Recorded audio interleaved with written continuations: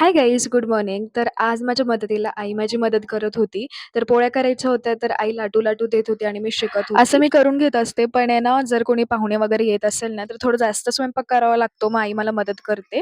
त्यानंतर आज भरपूर दिवसानंतर मी चिक खात असेल. आता माहिती असेल खूप लोकांना ते कुरडई जे बनवतात ना, मला मोस्टली कुरडई आवडत नाही आणि मी खात पण नाही. खूप युजुअली खाल्ली तर खाती. पण मी चिक नेहमी खात असते जर घरात कोणी बनवत असेल आणि माझ्या मामी नेहमी करत असतात. सो ते आठवणीने माझ्यासाठी चिक पाठवत असतात.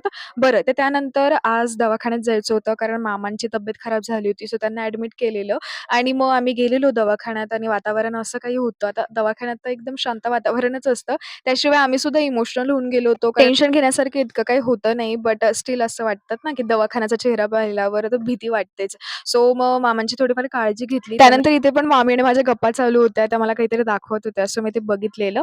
त्यानंतर भूक लागली होती. सो टिफिन तर आणला होता, बट मला प्यायचा होता उसाचा रस. सो आम्ही खाली गेलेलो, उसाचा रस पिलेला आणि मग मी घरी येऊन गेली होती. मामी होत्या तिथे मामांसोबत. त्यानंतर मग रात्रीचा स्वयंपाक वगैरे चालू होता. छोट्या मामी आल्या होत्या, सो त्याच करत होत्या आणि इथे माझ्या भावाचं मस्ती चालू तो मला बोलत होता, की "दीदी चल ना, आपण ते लाल-लाल बांगडीवर डान्स करूया, डान्स करूयात." बट माझा काही मूड नव्हता. त्यानंतर मी जेवण वगैरे केलं आणि बस असा होता आजचा दिवस. भेटूयात उद्याच्या व्लॉगला. Bye bye. Good night.